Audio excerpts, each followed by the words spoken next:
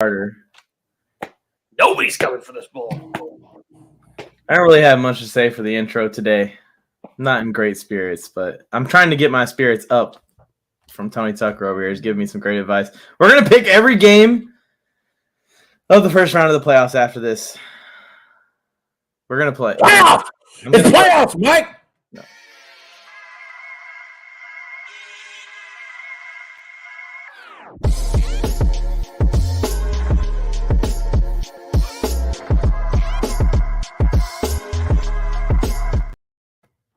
Mike, you're going to be happy. The Chargers are in the playoffs for the first time in years, and you are upset. You're crying. You're over here acting like poor Dallas Cowboy fans after they lose on Monday. Come on, get your hopes up right now and get ready for Justin Herbert versus Trevor Lawrence in the first round.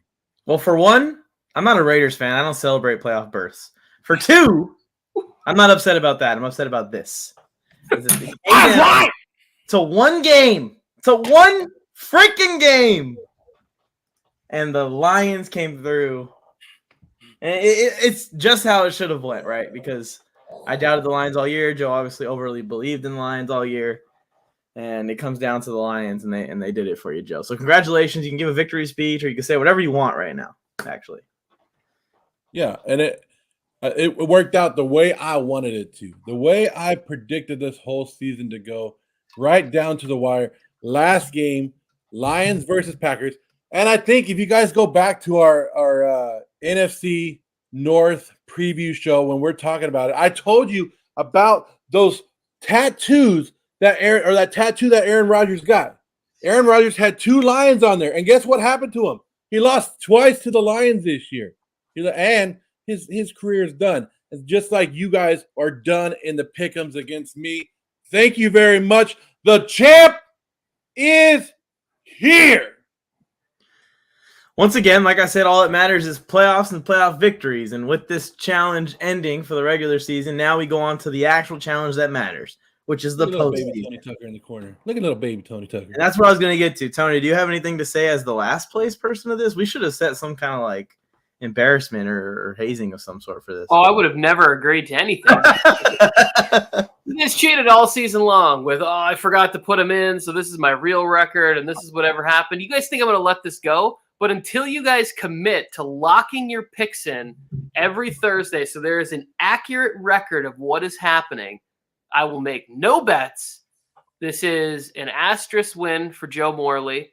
And I will say that if I was going to say something, Mike White and Zach Wilson really let me and the New York Jets fan base down this year.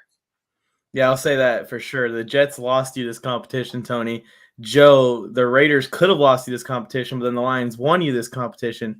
And I got no excuses. I must just stink. And you know what? What do I know? I'm just a fucking fan. I'm just a fan out here picking games. Right, Rich Gannon? And I'm pretty – oh, yeah, that was pretty funny. And I'm pretty upset also because last year I had 168 wins. I did not improve at all from last year to this year. I literally – exact same record. Definition of mediocre. Right? Exactly. Kind of my thing. I don't know what my record was last year. Rob Gronkowski would be happy with my win total. I'll tell you. He would. Oh, man. Anyways, you guys ready to get into these playoff games? By the way, everyone that's tuned in live or tuned into the replay, please like the video, subscribe to the channel, turn on notifications, and let us know who you got winning each game of Wild Card Weekend. It's going to be a fun one. Every Wild Card Weekend's a ton of fun. There's usually 1 or 2 upsets, some crazy finishes in games, and I expect this one to be no different, starting with this first game here, where the Seattle Seahawks are going on the road to San Francisco. And I'm very, very intrigued because I thought one of you at least would pick against the Niners. I thought it would be Joe, to be honest, because, Joe, what do you usually say about the Niners? All that stuff? Just say it again. I would love to pick the Niners. I would love to pick against the Niners. I would love to pick Seattle. Seattle is undefeated against the 49ers in the playoffs, right? And the weather's going to be horrible up there. We all know how the weather is in Northern California right now. But Pete Carroll himself doesn't believe in his goddamn team. Pete Carroll himself said, yeah, we made the playoffs, but unfortunately, we get the 49ers. How am I going to believe in your team, in the Seattle Seahawks, if your own coach isn't believing in them? So I'm going to go with the Niners, but it's okay. Make them build them up a little bit so they can get smashed down in the second round. No, Tony, I think Pete was just doing a little bit of showmanship, right? Pete just went out there and he's like, "Oh man, how are we going to beat these guys? They're unstoppable. Like it's impossible. I could never." Boom. I think this about the Seahawks.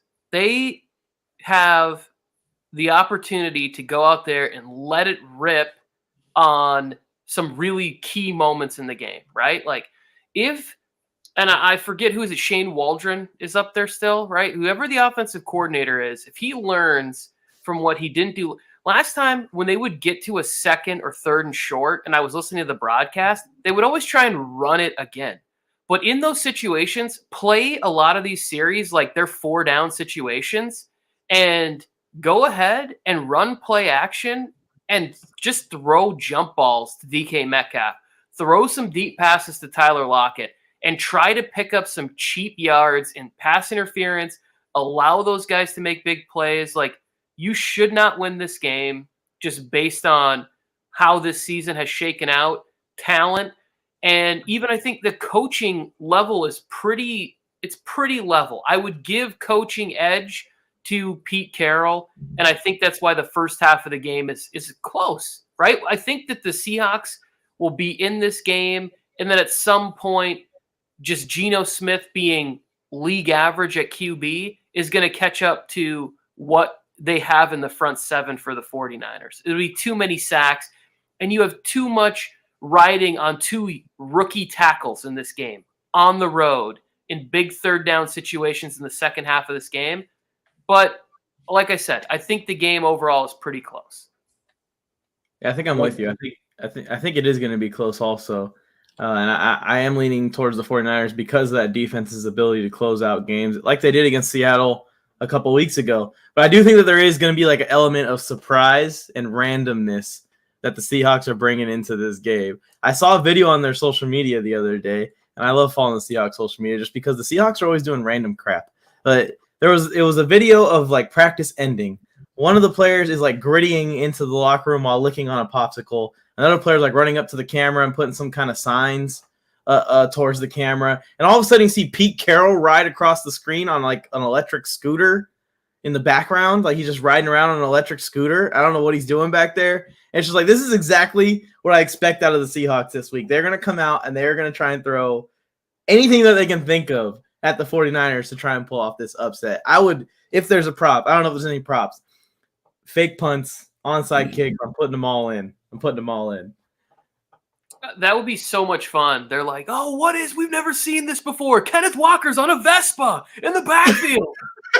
What the fuck do you mean? What is that, the scooter thing? Like, Pete Carroll is a fun guy. He's perpetually 17 years old. I think that there is an element to how relaxed you made that sound. The environment isn't like super intense. They've already won the battle. They got rid of Russell Wilson, got a bunch of picks, had a great draft, and they made the playoffs. They made a statement. As far as Pete Carroll is concerned, this game means nothing to him because he's not even supposed to be here when you give up a franchise quarterback and you go into a season with Geno Smith and Drew Lock. This is the Seahawks are the biggest surprise of the season by 1,000,000,000%. I never would have thought that the Seahawks would be 9-8 in the playoffs. It's that draft class, man. They're really good. Well, Seahawks are playing with house money. So you're right, Tony. They're playing with house money. They should have never even been in the playoffs. They snuck in thanks to the Detroit Lions. Not only did they help me, they helped the Seattle Seahawks. So, yeah, I could see Seattle coming out here. But I went for Seattle in that last matchup against the 49ers. I thought maybe they would come out. But it just – remember – and Seattle should come out pissed off because if you guys remember the last matchup with the Niners – what was it, a Sunday night game or a Monday night game? Thursday Night Football. It was a couple weeks ago. Remember the Niners started playing with them at the end of the game? They let their defensive linemen play different positions. They were switching it up on defense. They were sitting there laughing at Seattle because they were doing whatever they wanted to. So Seattle should come out a little bit pissed off, but I just don't think their offensive line has enough talent to stop that 49er defensive line. Yeah, and a lot of times in these playoff matchups, everyone talks about the quarterbacks. Geno Smith versus Brock Purdy, and I always am the one to remind everyone, it's not Geno Smith versus Brock Purdy. It's Geno Smith versus the 49ers defense and Brock Purdy versus the Seattle defense. Brock Purdy has Christian McCaffrey and George Kittle and Deebo Samuel and Brandon Ayuk and the list goes on. So that's where I think the difference is. It's a supporting cast around, kind of underdog quarterbacks in both rooms. Anything else? Ready to move on to the next one? No, one of these teams was supposed to be in this situation, whether it was Trey Lance or Jimmy G or whoever. And the other team is fortunate to be here. And I think if you play with that mindset, it can keep the game close, but it can't win the game. It just won't. It can't. Not going to happen. They're kind of hoping for like a catastrophic mistake late in the game somehow by the Niners, a blocked punt or, Purdy somehow messes up. We'll see how it goes. This is also both Purdy and Geno's first playoff game. Speaking of first playoff games, I think that transition. We got Lawrence versus Herbert in this one. So we go from like last late round picks to, golden boys hand selected for their teams.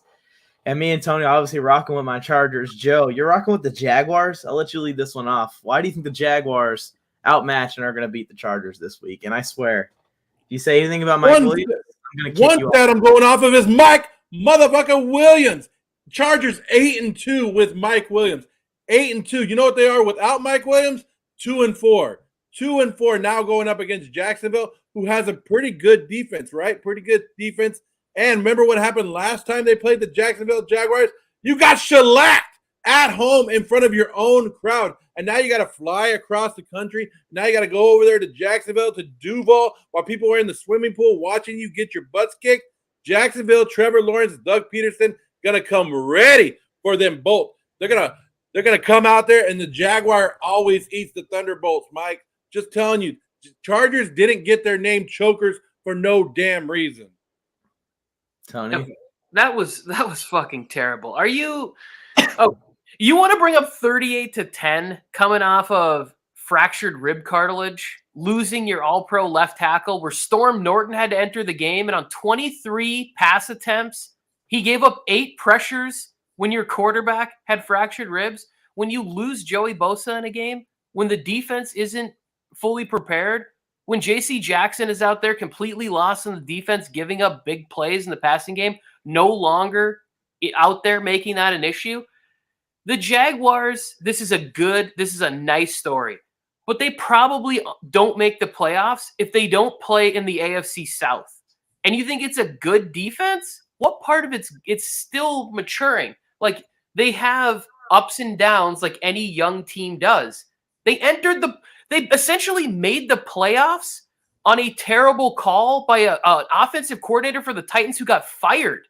Like, Todd Downing literally had to call a straight drop back with a guy who had been with the team for 2.5 weeks. The worst play call ever. Like, that is how the Jaguars made this. And that you think Mike Williams is making that much of a difference between what we saw from the Chargers over the final 5 weeks of the game, even though they lost to the Broncos, and even though they lost Mike Williams, that you would take the Jaguars. I feel like you are trolling me. As of right now, Harrison, friendship, canceled, my friend. All the times that I went to bat for the Panthers this year, and you come in here talking this shit about the Jaguars, Harrison, friendship, deleted. Yeah, Harrison. Friendship deleted by me too, even though we were never friends. Anyways, I think that this game, it could be very simple, and the Chargers should make it as simple as they possibly can make it.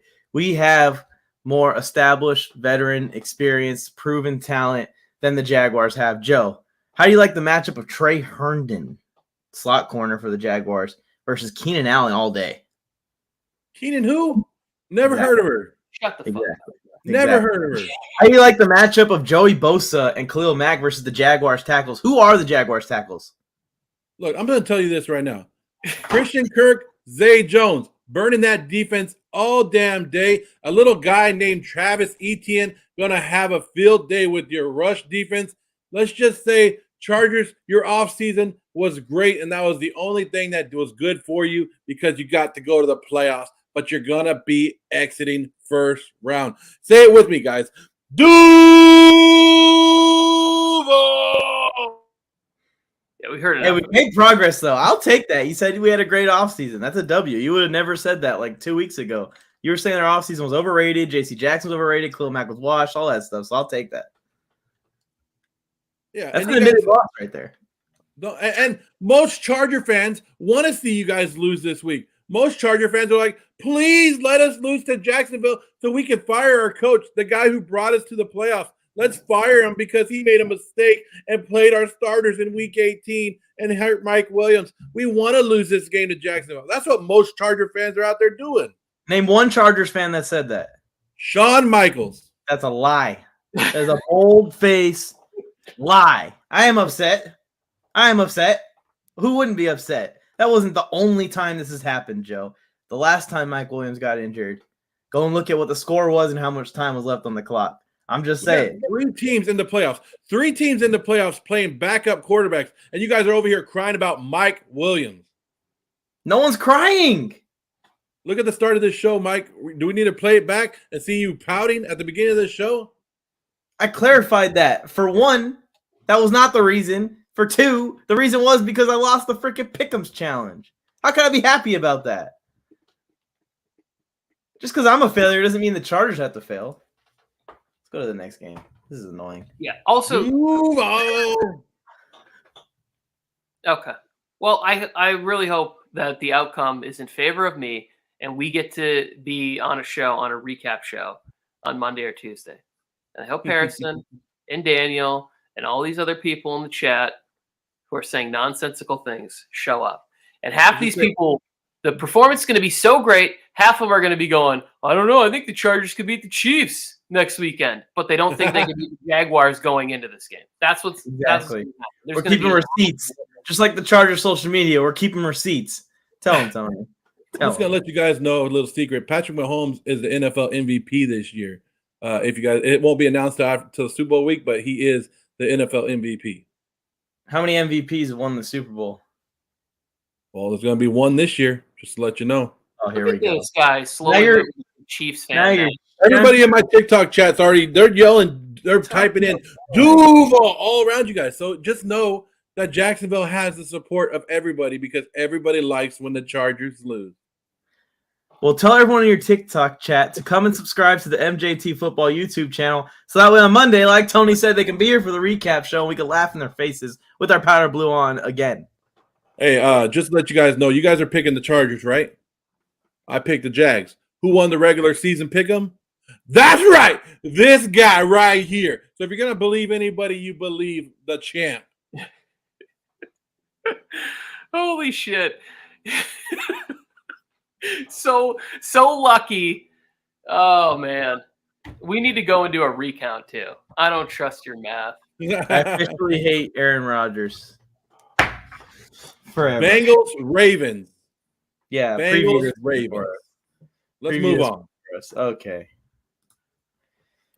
We're on Bengals, Ravens. We can't move on past them. We didn't even talk about them. That's what Mike thinks about the game. He's like, Bengals, Ravens. Skip. Mike's going to bed early on Sunday night. Not even going to stick up. This is the Sunday night game? Yep. I'll be on ready to post TikToks about how much of a blowout this game is going to be. But any chance the Ravens can win this? Yeah, sure. No. This is what we talked about. I talked about before the show. Tyler Huntley and Skylar Thompson get an opportunity to have that Frank Reich moment that will remember forever. Like I remember that game, and not necessarily like the plays or the moments, but just the conversation that happened after that game with the older people in my life. You'd be at school and you hear janitors and teachers talking about how crazy that moment was. The adults in my life, like they had never seen anything like that. That's the kind of moment that Tyler Huntley has to have in this game. The Bengals didn't really play great in that game. And if we go back and look at it, like the Bengals haven't really played great. What they've done is what great teams do is they continue to find ways to win. And that's why I'm picking the Bengals. Like I think that they do that.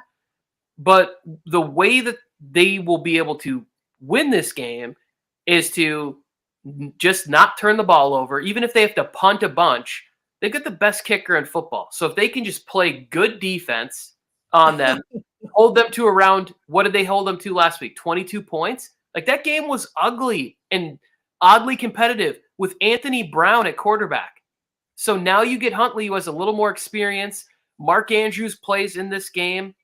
I'm not saying that the Ravens will win the game, but it's going to be close. It's the same thing. Like, when you have such familiarity, like the Seahawks did with the 49ers, like the Ravens have with the Bengals, they're going to be able to keep this game competitive. It's the nature of the beast. The thing is, when you are going to pick the game, are you going to ask Joe Burrow to lead you on a big play, a kneel down 6-point victory at the end? Or are you going to hope that Tyler Huntley gets the ball and drives 73 yards to give Tucker a chance at a field goal, or needing a game-winning score to Mark Andrews? I'm going to trust Joe Burrow, but the Ravens are a good team and they're going to keep it close. Your thoughts, Joe? Well, Lamar's out, and then Huntley just got put on the injury list for his wrist and arm, even though he played the whole practice today. He might not play. I just think the Bengals are going to come out here and dominate this game. So I don't even want to get into it. Like, the Bengals toyed with them last week when they didn't, in a meaningless game, went out there and just played them for the first half, dominated them, and then you don't think they're going to come out and do the same thing? They're going to come out here and they might put 50 points up and just laugh about this game. Yeah, this is another chance here, like I said with Seattle, where the Ravens can try and throw some different stuff, put some wrinkles in, try and make some big plays happen to keep them in the game. But I think ultimately the Bengals offense is just too hard to stop. In order for them to stick in the game, they got to almost stop them. They got to slow them down. They got to keep them, around that number Tony said, 20 points. And it just doesn't seem very likely that even the best defenses in the league can hold the Bengals to 20 points. So unless, Joe Burrow has a stinker game or they lose someone, God forbid, early in this game that's important to the game plan, I think that the Bengals should win this one pretty comfortably. I think I had a 28-13 or something when I put out the score. I think it'll be something like that. On to Miami Buffalo, where we got more. Oh, go ahead. Joe likes to bring up old shit for Jaguars-Chargers game, right? So what happened in the first matchup of the game? Ravens win the game 19-17. And you go, oh, well, they had Lamar Jackson. Lamar Jackson was 19-32 for 174 yards and 1 touchdown. Do we think that Snoop Huntley could do that in a game, that he could have similar numbers to that? He carried the ball 12 times for 58 yards. Do we think Snoop Huntley could do something like that? The Ravens didn't have J.K. Dobbins in that game. They didn't have Roquan Smith in this game. The Ravens are going to come to play in this football game, and you guys are making me violently want to just switch to the Ravens, even though Switch over there, Tony. Switch over there. Go over there. You got it. It's not like we're scared of you picking right anyways. Look at your regular season record, Tony. You're nothing. You're always wrong. So go ahead and make the switch. Switch it over. Oh, my gosh. Okay, let's go. Move on to the next one. Damn it. I knew you weren't going to switch over. I knew you were just going to say that. I think the key in that game, Tony, was the defense. So they got to hold them down just as much as they did in that one. Yeah. On to Miami Buffalo. Skylar Thompson on the road in Buffalo. Yikes. This one I do not think is going to be close by any means. But go ahead. Anyone, either one of you got any different opinion? I'm not saying there's nothing to say. You have familiarity. The problem is you don't have the pedigree. You don't have the coaching. You don't have they're even missing Raheem Mostert in this game, right? And then if we compound the fact that they had the emotional win last week in the fashion in which it happened with the Nyheim Hines thing, now they've gotten a little bit more on a regular schedule. This is not fair for Skylar Thompson, I feel like, to go into this football game. And you can be as confident as you want, but, amateur boxer can train all he wants. There's not like a Rocky Balboa story here. You're not walking in and knocking out Tyson or Holyfield or whatever boxing metaphor you want to use in your prime. Like, that's not happening in this.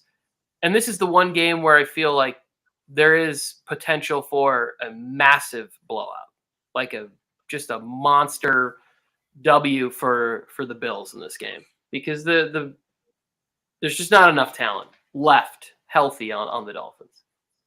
Remember Dan Marino's last game as a Miami Dolphin, Tony? Yes, I do. You remember? That's what it's going to look like. It's going to look ugly. It's going to be one lopsided, and it's just going to be steamrolled all day, every day. Bills defense going to score touchdowns. Bills offense going to score touchdowns. Special teams going to score touchdowns. Everybody who touches the ball for the Buffalo Bills are scoring touchdowns. Yay! Yeah, it was against like a bad team too. It was like the Titans or somebody, and they were up by like 48 points, 50 points or something. It was terrible. Yeah, I believe it was the Jags, and it was like 72-3 or something like that. Yeah, there we go. It was the Jags. That was the Jags team. I think they went to the AFC Championship with Mark Brunell and like Keenan McCardle. Yeah. Tom Coughlin was the coach. Tom Coughlin was the coach. Yeah, that was a beatdown. It was Dan Marino. I mean, I remember Dan. That guy was the man. But imagine, just like, let's for 1 second. We'll just say this. Imagine what the conversations are going to be like if Skylar Thompson just goes out there and is like 20 of 30 for 2 touchdowns to Tyreek Hill, and they find a way to like turn the ball over. Xavier Howard just shuts down Stephon Diggs, and the Bills lose this game. Like, it would be crazy. Mike, would this be the biggest upset you've ever seen for them? Yes. Yeah. It would definitely be the biggest postseason upset I've ever seen for sure. It'd be insane. It would just be out. So, and it would change the entire playoffs because the Bills are kind of like a B1 seed. So it would change everything. So what are the Bengals? A C1 seed? No, the Bengals don't have home field advantage over anybody other than the wild card teams. It don't matter. The Bills have like a neutral site game, whatever the hell they said it to be. Giants at Vikings. Tony, you're going with the Giants. Hell yeah, I'm going with the Giants. Joe, what are the Giants? The 6th seed? The 6th. Have you guys seen the record on the 6th seed the last 2 or 3 years? It's like 7-2 in the playoffs. The 6th seed. So we have the Giants who are a 6th seed, and who's the other 6th seed? The Ravens. Yeah. So one of them are history shows that one of them is going to win this game or win this weekend. I know Tony is high on the New York Giants, but I've been high on the Minnesota Vikings all season long. I've been telling you guys about it from the preseason all the way till now. And this is when the Minnesota Vikings show up. The guard Evan Neal for New York just went out injured in practice today, so he probably won't play this weekend, and that's going to make Minnesota and their defense light it up. It's going to be, let's just say, Minnesota's going to win this game, and it's going to win by 10. Kirk Cousins is going to show you, Tony. Primetime Kirk Cousins. There's no more primetime Kirk Cousins. It's just Kirk Cousins. You want a live reaction? You want a live reaction? Breaking news?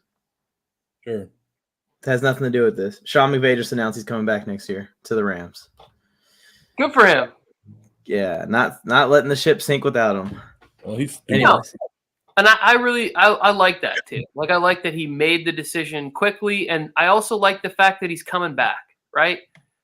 Because it would be, we'll talk about that in the offseason. But I like the move, and good for the Rams. Here's the thing. Joe Morley I have about 55 text messages every other week from Joe going, I hate Kirk Cousins. I'm done with Kirk Cousins. This guy's terrible. What am I? And then Kurt has like an okay game, and Joe's right back there again. Like, don't run back to a place where you find abuse, Joe. Don't do this to yourself. And on those 6 teams, did they have a coach as great as Brian Daboll? Like, Brian Daboll not lining up with Justin Herbert might go down as one of the biggest misses of all time. Both of them, coming up short because they never quite, they didn't make the right call last year. I'm taking the Giants in this contest because I think the coaching is going to be better, and not so much necessarily like offensively. They're going to find things that are going to work out and going to be good. They're going to scheme to get Saquon Barkley to have a nice big game. But to me, it's Wink Martindale. and what they're going to be able to do against the Vikings and the pressure that they're going to put on them in this game. They're going to send the house as often as they can, as safely as they can. Say it, Tony. Say what? Give him the props. Give Daniel Jones the props. The guy that you tore down for the last 2 years is in the playoffs, and you're predicting him to win against the Minnesota Vikings, and you won't even give him a little bit of props. A couple of weeks ago, I said he earned a contract, and he should be the quarterback for the New York Giants, unless there's a better guy available who wants to go play for the Giants, like Derek Carr. I would take a lot of people over Daniel Jones, but I think if they're not in the market of looking for a quarterback, you can safely run it back with Daniel Jones on a decent contract. He can't be getting $200 million. Like, it's just not possible. Like, that would be insane if you're like, well, we're locking him up 5 years, $220 million with 165 guaranteed. I'd be like, what? Okay, good luck with that. But he's been good enough. And he runs around and he's athletic, and they're going to find a way. They lost this game like 3 weeks ago. I believe it was in Minnesota on a 61-yard game-winning field goal. This time, that's going to be off the foot of Graham Gano. It's going to be 23-20 Giants in this game. Actually, I think I had the points higher. I have higher points score in this game. 33-30. Or I don't fucking remember what I put down on my sheet of paper. But I have a higher scoring game. The Giants are winning. This is a good time for me to step in here and say that I'm picking the Vikings because of Daniel Jones and because I think that there might be a late game mistake that might cost the Giants this game. If you go and look at the box score of their matchup a couple weeks ago that Tony's talking about, it was a 3-point difference, and it took a 60-yard field goal for the Vikings to win. But what people don't know is in that game is it took a crazy 10-point comeback with 2-point conversions and all kinds of stuff in it for the Giants to even stick in the game and force a game-winning field goal. If you go and look at the box score, the Vikings had their way with the Giants in that game, and that should have been a much wider score. And also, I think that this game is going to be close, and the Vikings are all of a sudden clutch. And it's not because of Kirk Cousins. It's because number 18. I think number 18 is going to come in clutch for him again if this game's close. Yeah. Well, we like to bring up playoff history. There's no sadder playoff history than the Minnesota Vikings. Like, literally, Gary Anderson is 30 for 30 on the season and misses a kick to send the Vikings to the Super Bowl. So I'll take the Giants. I'll take Danny. Danny. And you'll take that L. That's good. That's good. Let's see. We'll see. I think I got a couple more picks that aren't going to be agreeable with the rest of you guys too. What about this one? Why aren't we picking the Cowboys? Huh? I thought we were all picking the Cowboys. We all agreed on it privately in our private chat. I told you guys that after watching what I watched against the Washington Commanders, that I was picking whoever the Cowboys played in the first round. Didn't matter. It could have been any of the teams from the NFC, and I'm picking against the Cowboys. The season ended terribly, and you can have whatever feeling you want about Dak Prescott. It's the fact that the defense is just not the same anymore. Like, not against anybody. Not against Sam Howell, not against, I forget who it was the week before it was bad, and the week before that it's just been bad for like 6 weeks, 5-6 weeks straight. And I don't have any faith that all of a sudden it's just going to get better. Like, I actually think that the Bucs, who have the worst rushing attack in the league, are going to run the football this week, because that's just what's been going on against the Cowboys. The defense has just been playing terrible, and the Bucs are headed in the right direction. And finally, I bet against Tom Brady my entire life.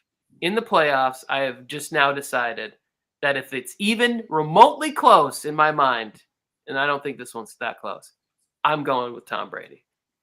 He will always be my tiebreaker. I'm going with Tampa Bay, 1, because I hate the Dallas Cowboys, and I love to see them lose, right? 2, they have Mike McCarthy as their head coach. And 3, when you put the game in Dak Prescott's hands, he's going to lose you the game, right? So go out there. Dallas is only good with the lead, and they're not going to get the lead in this game. Tom Brady and the Buccaneers have been on the right direction since that second half in Carolina when they were about to lose and their season would have been over. They turned it around.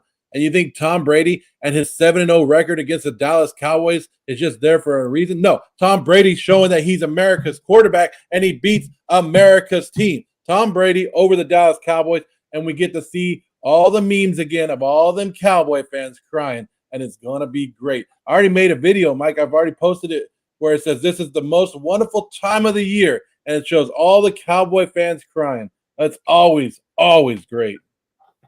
That's actually pretty creative, Joe. I'm proud of you guys keeping your Cowboys hate all the way into the postseason. I really am. I'm just gonna say I'm gonna let you watch this game and see this game, and then we'll react to it later. I got no debates. Got no blah, blah, blah. What did Rich Gannon say? Analysis. I got nothing. Go Cowboys. Cowboys are going to win this game. They're going to find a way, and they're going to eliminate Tom Brady and send him back into Las Vegas where he's going to have another 8-9 season. Hang on. What gives you confidence that you've seen from the Cowboys in the last month of football where they're He's a Cowboy fan. Tony, I just said right now that I have no analysis to give to. I have nothing. Put your Dak jersey on, Mike. Yeah, I should have worn it to the show. I should have. Mike's a closet Cowboy fan. We know that, Tony. We've been saying that. All I know is that I've been watching number 76 of the Tampa Bay Buccaneers all year, just completely, and excuse my language, fuck over Tom Brady over and over and over in every game that I have seen. And I think he's going to fuck him over in this one again. And if the Bucs somehow win, it's rigged. That's it. You and Jerry Jones will both be singing that song. Exactly. I'll go live reaction with you in the second half of Bucs Cowboys if you want. Oh, there you go. Yeah. If it's already 21-0 Bucs, I'm not showing up.